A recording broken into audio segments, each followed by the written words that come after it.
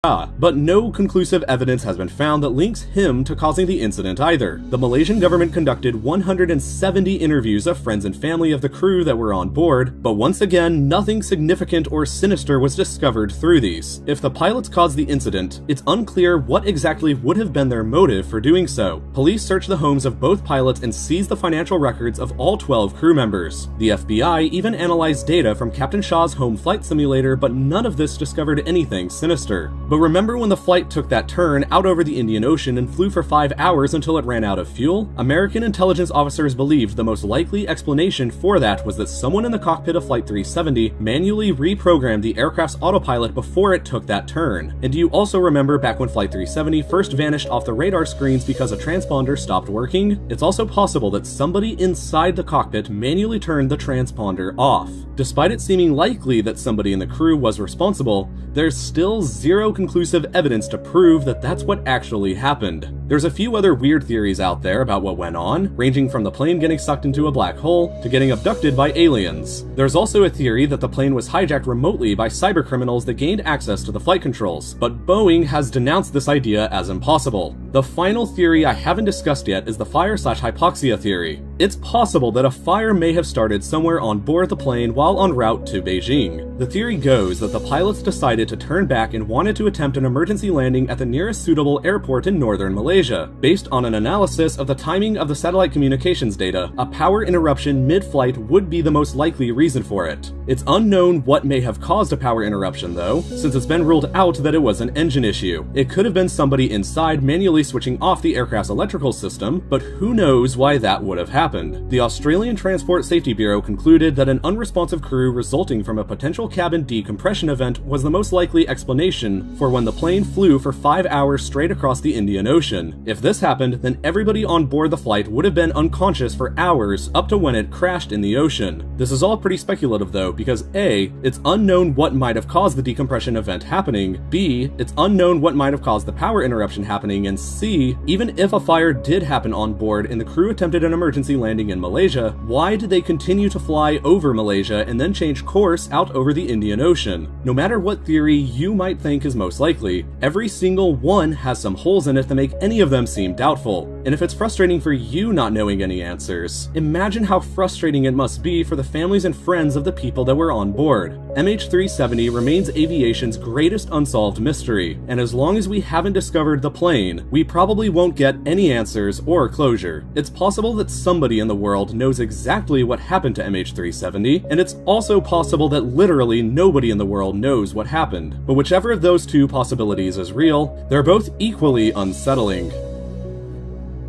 Lessons of any kind are valuable for both societies and for individuals, and if you made it all the way through this video to here, it's clear that you enjoy learning. So why not learn even more about anything you want to by going over to Skillshare next? One of the most common questions that I get asked all the time is how I got started making these videos, and the first step was learning the required skills like researching, writing, audio recording, and editing. For all of these skills though, there's a course offered on Skillshare, an online learning community with more than 20,000 classes on whatever it is you want to learn. The sheer variety of classes you can take is incredible. You can learn skills to help you make videos, build a good-looking website, or cook a delicious meal, and there is so much more. There's even amazing classes taught by my YouTube friends Mike Boyd and the team behind Kurzgesagt. But the best part about all of this is that the first 500 people to click on the link in the description or by going to skl.sh/reallifelore19 can try Skillshare entirely for free for 2 months. Skillshare is a great supporter of this channel, and they help make these videos possible, and it's a great place to learn, so please do make sure to go ahead and check them out. Thank you, and I'll see you again next week.